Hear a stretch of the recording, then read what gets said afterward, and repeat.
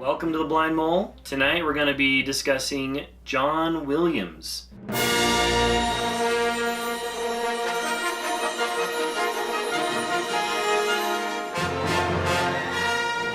So to preface the discussion for tonight, we recently did a Google search starting like this: is John Williams?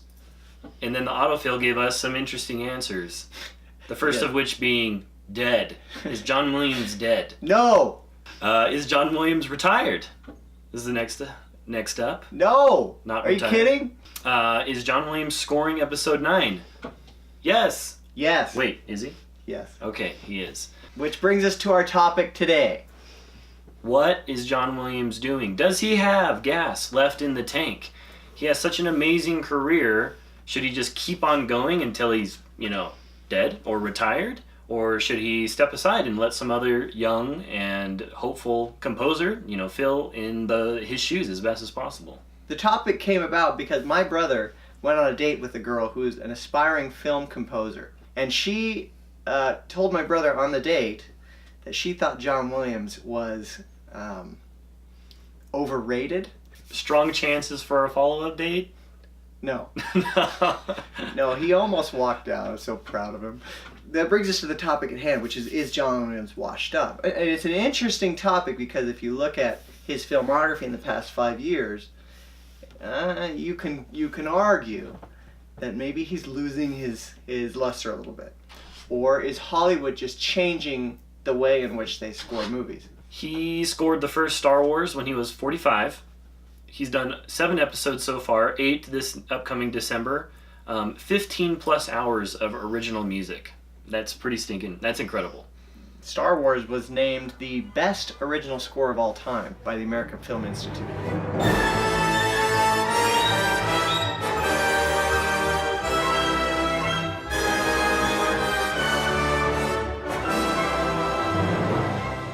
But is Episode 7 in his Star Wars opus by far the weakest? A few reasons why I think he really still has some gas in the tank is because in Episode 7, out of the 102 minutes of that score, he counts only 7 minutes of obligatory reference to the classic themes, which means, of course, the majority of Episode 7, while the film itself definitely lends itself to tons of fan service, the score and the theme itself was primarily original music. So for me, that's 1 point for John Williams. Still got gas in the tank.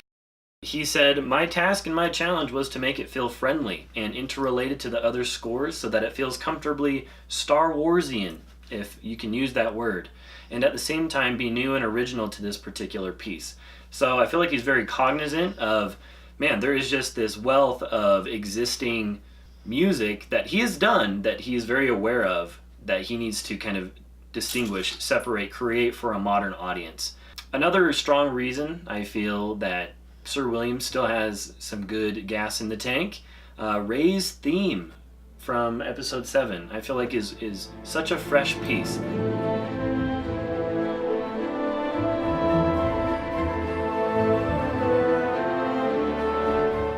He introduces a young, resourceful scavenger with delicate and vulnerable instruments like the flute, piano, the pixie-ish chimes of a celestial instruments, I think is one phrase that I'd heard, which are juxtaposed against the enormity of her galactic backdrop, which all is to say that it's a really nice, gentle piece for a strong female hero, which hasn't been done before across the different Star Wars films, excepting Princess Leia. Why, you stuck-up, half-witted, scruffy-looking nerf herder! Who's scruffy looking? It's one of the classic themes that exists in cinema in the past 5 years, but name 5 others. It's hard to do. Hollywood is going away from themes, which is one of the reasons why you might argue that Williams should walk away. The modern cinematic score favors more of the Zimmer, almost rock band type score.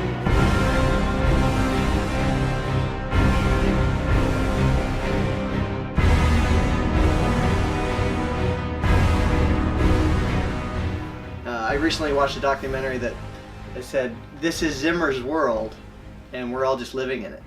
I mean, he's the new magnum opus when it comes to composers. Zimmer relies on bass, he relies on strings that play the rhythm.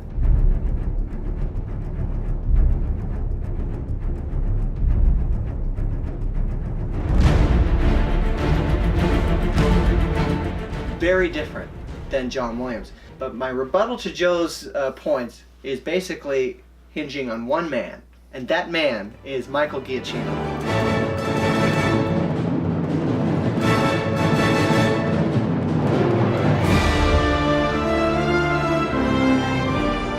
So Giacchino is one of my favorite new composers. You guys, I'm sure you know, he's done a lot of Pixar films. He did Star Wars' ugly cousin, Star Trek, with Mr. Abrams, which is just a fantastic piece. Now Giacchino is kind of the heir apparent to Williams.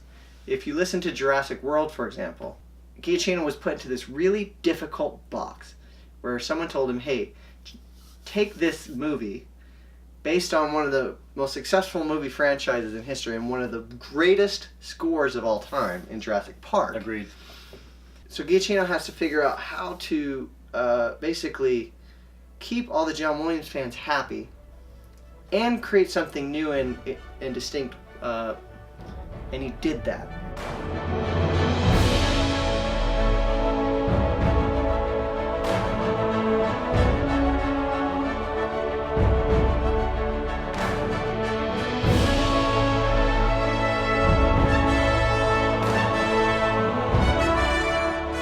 Rogue One is evidence number 2. Is that what you call it in a court of law? Sure. Play the Law and Order theme. Is John Williams washed up?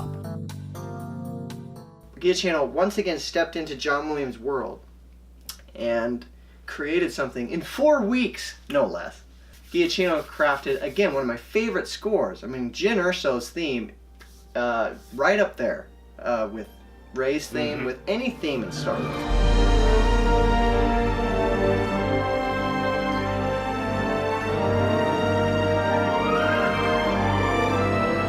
In 2 cases where Giacchino's had to fill in for John, he has done so with flying colors and added to the opus. So my question is, what if we let Giacchino score episode 8 and 9? What would it add to what John Williams has already created? You're giving someone else a fresh set of paint and said, here's the existing canvas, what else can you do with this? And he's also a master at the craft. I think he would craft a better score in the long run. Now that's up for debate. For debate. There's a lot of John Williams diehards. I'm one of them. And it kind of hurts me to even say that, but I do think with Giacchino's track record, he would create a better score for episode 8 than Williams would. And I'm really excited to see what Williams does. Maybe he's got one final punch. I think he's going for the trifecta. Can you call it the trifecta of trifectas? Episode 9, ending the trilogy of trilogies with John Williams at the helm, composing that, and then with Rian Johnson's upcoming trilogy, perhaps... That's true. Perhaps he could take And over. Williams was the only good thing about the prequels, besides Darth Maul, and besides the Reddit theory on Jar Jar Binks, which may be the greatest Reddit theory of all time. Time will tell. Time will tell. And wrapping this up, so we love the man. We love everything that he's done. He crafted our childhood and our extended childhood, which we like to call adulthood somehow. And John Williams, thank you for everything that you've done. And we are signing off. Till next time. This is the Blind Mole. So do you hate what we just said about John Williams? Well, if you do, just subscribe, like, and then comment below and let us have it. Because we really want to hear what you guys think. And if you have ideas for future videos, please let us know. And we'll keep these going. Thanks for watching.